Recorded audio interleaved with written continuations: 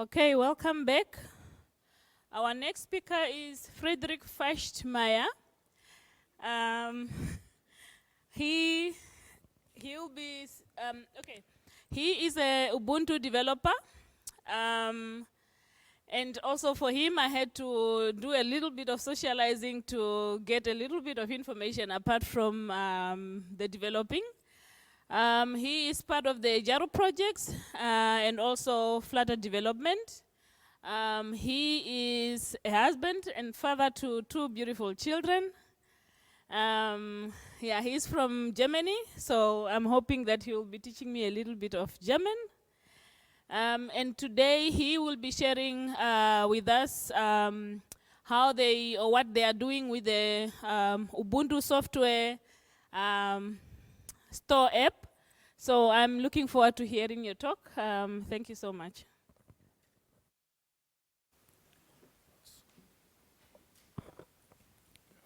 Hi everyone. Yeah, so I'm Frederik and this is what I'm talking about today.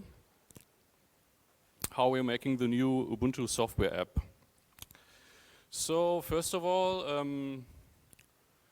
I'm not introducing myself. It's like we are more people who are making this app. So we live on GitHub. It's basically, yeah, how much time we got left. Some of us have more time than others. Yeah, and shout out to those guys. Okay, so the first question is why would you want to create a new store? Because there is already a store in a store front end in Ubuntu, and it was more like a private experience. I got Ubuntu installed on my father's computer, and he was like exploring his computer and like, why shouldn't I try this store app, right? And he just clicked it and it crashed. Yeah, so this is my impression that the current store doesn't really perform optimal, and it also is a little bit tricky with handling local Debian packages. When you download, for example, Google Chrome or Discord, it could be a little bit better. And also, from my experience with the Yaru theme, we often got like requests for the icons of the software store applications that are installed. And there are like at least 3 applications handling something about updates. So if people like searching GNOME shell for something about updates, there are like 3 apps popping up. And it's a little bit confusing. So this is another reason why I thought this should be like unified inside one application. And also, yeah, so the next thought could be like, well, why don't you just improve GNOME software then? And in this, I'm a Java developer. This is what I learned. So I'm not really good at C, and especially not really good at the GNOME C stuff. It's special C libraries and so on. Yeah, so, but I'm actually also quite okay with coding in Flutter. And yeah, so why Flutter? Because it builds fast. You can develop fast applications, and it compiles to native binary on Linux. So it's actually it starts up like any other binary, and also because Dart is a really nice modern language, and as a Java developer, it was really easy for me to get into it. And currently, when I go back to Java developing, I'm always like, I can't do this in Java, and I'm always happy to be back in Dart. And also, there's a huge developer community around Dart and Flutter, so it's easy to get help, and yeah. And of course, also because Canonical has done already huge investment in Flutter on the Linux desktop, so it's quite easy to get started. So the first question is, if you want to make a new store, like what do you want to get in Ubuntu? Of course, snap packages, Debian packages, and you also need like trivial stuff. It sounds trivial, but it's actually not. But you need it like accessibility, localization support, different languages, and also, of course, a very important topic for me is Ubuntu design and look and feel, so this should need to go in. And of course, it needs to perform good, at least better than the current store. And also optional stuff like notifications, network status, and it should be packed as a snap, and it should be access the GNOME shell and the session. So where do you get all this stuff from? So luckily, there was already like a huge investment by Canonical, as I said, so most of the stuff was already there, and sometimes it felt like a shopping tour. So it's like, okay, let's get started. I need a library for Snap. Oh, it's already there, so awesome, I can use it, I can get it. And it's made by Robert from Canonical. So let's get it in. Next, Debian packages. It was also nice. It's not only Debian packages, but it's an API called PackageKit. It actually uses dbus, and yeah, thankfully it was also already there. So what a surprise, I get that one in as well. And that was a tricky part for us, because yeah, the Ubuntu design and look and feel was not read yet already perfectly in material at this time. We got the Yaro theme, but the Yaro theme is more like makeup for material widgets, so it wasn't really perfect. So we needed some more libraries to get the whole look in. So yeah. All right, so we got the Yaro theme in, which is, as I said, only the makeup for material. But there was like a huge urge to get more in, and so we created this Yaro widgets library to fill the desktop gaps that material leaves, because yeah, material, they're getting there, but it's sometimes like something is missing. For example, like the sizes are not always perfect, and also multi-page support is not perfect. Yeah, but we created it, and I get to it. So this is like the Yaro widgets example. You can also run it on the website, because Flutter also supports being rendered in the browser. So this is a widgets library. I won't go through all those widgets now, but I hope it's complete now. And also we needed the icons, because this is also, in my opinion, apart from the Ubuntu font, the icons are really extremely iconic for Ubuntu. It's like those sharp thin strokes, which are really like, it's really characteristic for the look.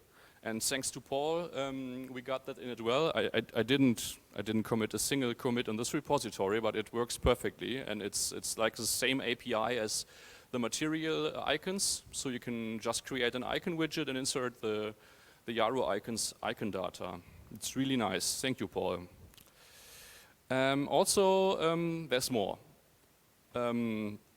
GNOME applications look really good, and one modern GNOME applications like GTK4 and other GTK3 windows, and one puzzle, one part of this puzzle is the rounded window corners. Maybe some people don't even recognize it, but yeah, if you're like a little bit of an aesthetic, you see it and you want it. And so thanks to JP, who is currently, I think he catch some cold. He got some updates to his immune system here. So we got that in as well. Awesome. And of course the performance needs to be good, but thankfully Flutter already performs really well from the stable channel. And of course you shouldn't code like really bad. So some smart design patterns were also used, like the observer patterns and stuff like this. Notifications, thankfully, were also already available, so we can shop this one as well. Thank you, Robert. And for network status, this was also something really strange in the software app, which is currently live. that it's not really handling like network losses really good. So it's when it's off, I think it caches some images, but then it's not really handling this one well. So we needed a package which can which listens for the network status, and thankfully to the Flutter community, it's not our smaller community, it's just a wider Flutter community. This is also there. It's a multi device package, so you can use this package for Android devices also, iOS, macOS, and so on. Yeah, and also it needed to be packaged as a snap, and thanks to Ken, he helped us with that, and Olivier. And we needed access to GNOME Shell to like make reboots and restarts, so we got the Ubuntu session thanks to Dennis. Okay, so here's the shopping list, and as you've already noticed, we got even the optional stuff in, so everything is inside. That's really nice. Yeah, that was one of my first sketches. It's really rough, but it was the first idea, like a catchy starting page where you can scroll down and you see banners of applications. And this was an advanced sketch for a wider window. But this is not really how all this stuff came together. To be honest, the first thing we did was like get the features inside before we care super hard for the specific pages. So those 17 goals, I won't list them up. It's like install snaps, remove snaps, refresh snaps, and the same stuff for Debian packages and so on. Those are the 17 goals. And also it was because in previous projects, or like the Yarrow GNOME theme, we are so super used to GitHub that we wanted this also to be for this project. So everything basically happens on GitHub. And we also got like CI and CD with testing in, and if everything goes correct, we push it to the Snap Store. Yeah. Then what we did was like iterating over the pages. I started with some rough pages while it was really improved by our work on GitHub. So I won't go over all of them, so let's just pick one page, the updates page, which was recently revamped by our team. And I have no picture how it previously looked, but it was a little bit bulky, like too many stuff happening on the screen. So Mats, our designer from the community, jumped on GitHub and made this mock-up. I think it's Photoshop or something. It's like it's nothing like everything is drawn with some tool. And he said like most of the users don't really care for, wow, you got an update for lib 33, 4, or 5 deb, right? So the normal user just wants to see you got updates, you can update them and you're done. So, but if you want, you can expand this panel and you see what you want to update, and you can select the updates. He also had more ideas, like for when you got a new release, but this is not in yet. This is the idea for the updating page. But for the first idea, I came up quite fast with an implementation of this design. So this is how it looked at the first try. And then this happened. What always happened when we work on the team is like it's like an iteration in a small group, and we can improve quite fast on one GitHub issue. And it's like Paul and Matt's come up, and we talk about this, and it's not always often you need to change your opinion. So it's sometimes a little bit hard process, but most of the time something really awesome happens. So I got some feedback, and this is the current result of the page. And I think, I don't know if it's visible, but in my opinion, it looks quite awesome. All right, so what's the current status of the rest of the pages? This is a landing page. Like this is the explore page where you can scroll down and you can search for packages or snaps. This is the search page, And you can also select what, also a hot topic, like what packages you want to select. And so only snap packages or Debian packages or both. So if you only select the snap packages, it's a little bit simplified. And if you click one of those search results, you land on this app page. That's how I call it. It's the page of the app, right? So it looks the same for both package formats. But it was also important to get the size of the page adapted to the window size. So it's a fully adaptive page. When you move the window, like when you make it very narrow, it switches to this narrow view, and you can just scroll it down like on a smartphone. And this is the wide view, because yeah, most of us are sitting in front of a big screen, so it's also important to get as much information into the screen as possible. And on the right side, you can scroll it down, and you see more like permissions, ratings, and stuff like this. Yeah, this is I hope you're not blind now. This is a light seam. Yeah, but that's not all. This was our community stuff, minus the packages, which comes from Canonical, of course. And every week we got a weekly meeting with Canonical designers and engineers, which help us like iterating over goals and pages. And yeah, we recently got the unified search in, was a big topic. And also thanks to Olivier, the package kit management has been improved very much, so it's a lot faster now. And the next idea is to outsource the updates mechanism, so like a systemd service running in the background instead of the app, because this is also a problem of the current approach, like a long-living process, which sometimes crashes. Okay, so there were nice side effects by this whole tour. So what's possible now in general with all those nice libraries? Today I had a workshop about how you can create a desktop application in our look and design. So it's now possible to, if you are a normal developer and you want to create an app, so you don't necessarily need every time a designer to create your application and it looks like an Ubuntu app. I think this is awesome. So because designers don't have much time, they're like really like unicorns flying around, and you try to catch them. Hey, what do you think of this? And then they're already gone. So it's nice to have a working, consistent toolkit which can be reused. So this is what we got. So we can create also wizard applications like the new Ubuntu installer, but this was not my work, or our work. And yeah.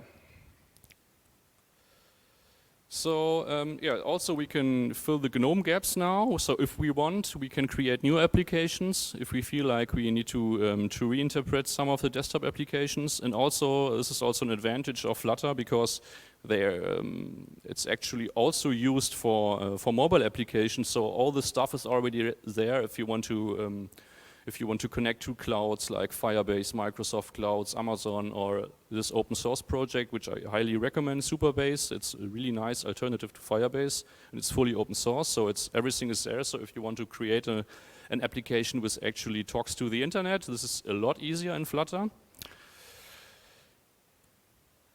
Okay, and what's next for us, for our smaller community team? It's just for the community. We want to improve the widgets, because it's perfect, but we always find something which can be improved. Eventually create a Files app which can contact Google Drive, and finish the Settings app project, which was also really helpful to get some widgets in. Yeah, this is like an experiment of mine. It's a little Files app, so this is also possible just out of the box. This is the Settings app, which I eventually finished someday, but it really helped a lot by, which is a really classical desktop application, and it's really, yeah, you need really much for this multi-page application. It was basically the reason why we've created many widgets. And there's a last thing I want to talk about, and this is really awesome. The guy who's sick, JP, also managed to get the the last bit of GTK out of the window. So it's like, it was, from what I've read on Discourse, and so it was a bit criticism of users that it's like a mixed window, like with a little bit of GTK and a lot of Flutter. So now it's possible to just, it's like a slave window where everything Flutter is inside and there's no GTK widget inside. So you have full control over the looks, which is quite awesome.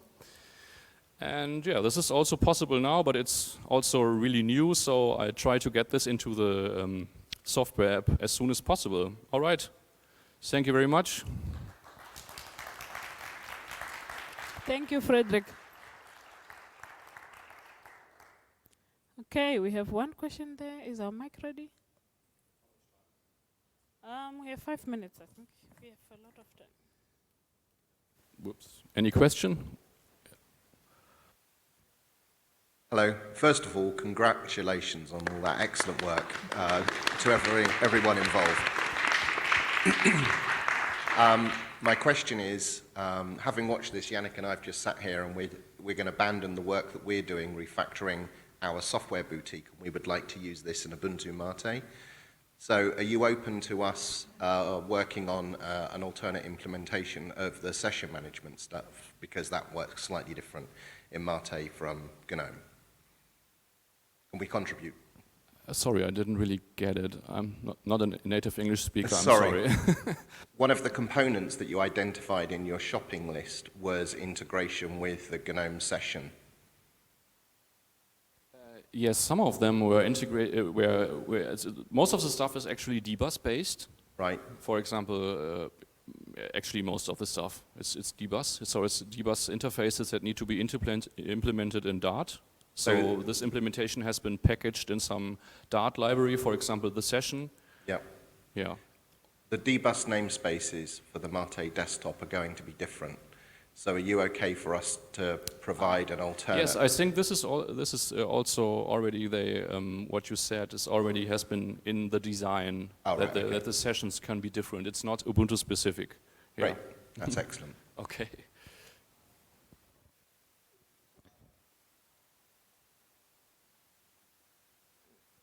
Do we have another question? Oh, okay.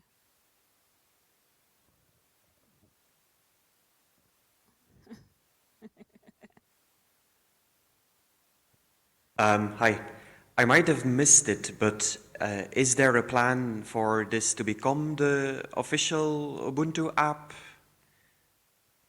Yeah, I think so. Yeah, Ken is raising his thumbs, so it means yeah, it's going to be official. You can all. When?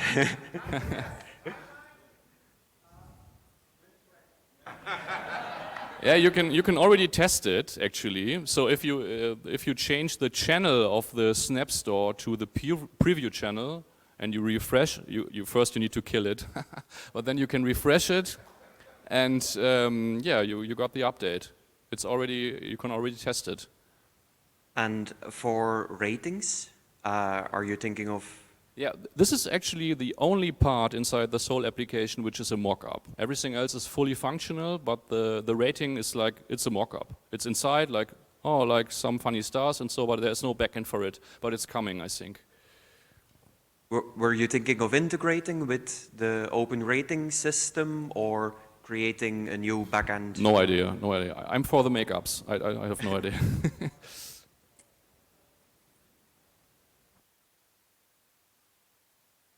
We haven't really fleshed out all the details there, but we are planning something now. I'm not sure if it'll be ODRS or not.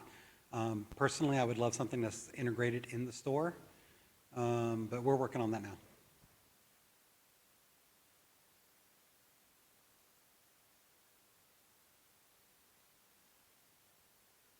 Can you help me with the UI of Ubuntu Accomplishments, please? Can you help me with the UI of Ubuntu Accomplishments, please?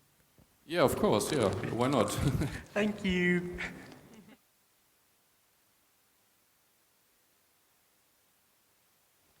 As Ken has said, that when it's ready, it will be seeded in Ubuntu.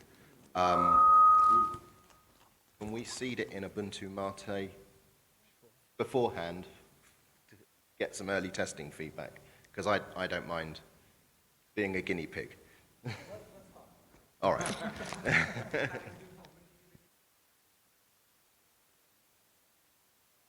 So, oh, this would. So, like the GTK applications that you're replacing. So, GTK applications, they do have a lot of polish. They're really nice polish, but they're really they're really painful to get it to that polished state. If you are replacing it with like Flutter application, do you find that it's quite difficult to get to that kind of level of polish? I mean, not just the look, but the feel of the application? When you're like working on the components.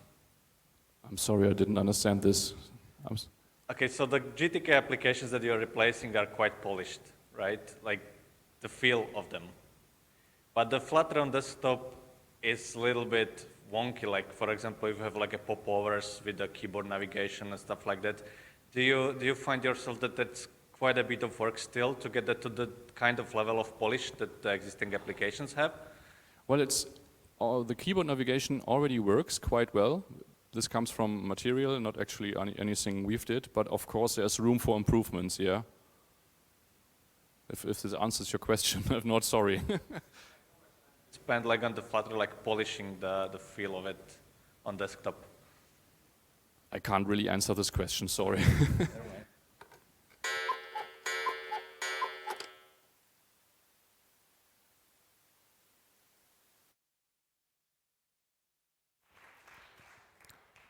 Thank you so much, Frederik, again.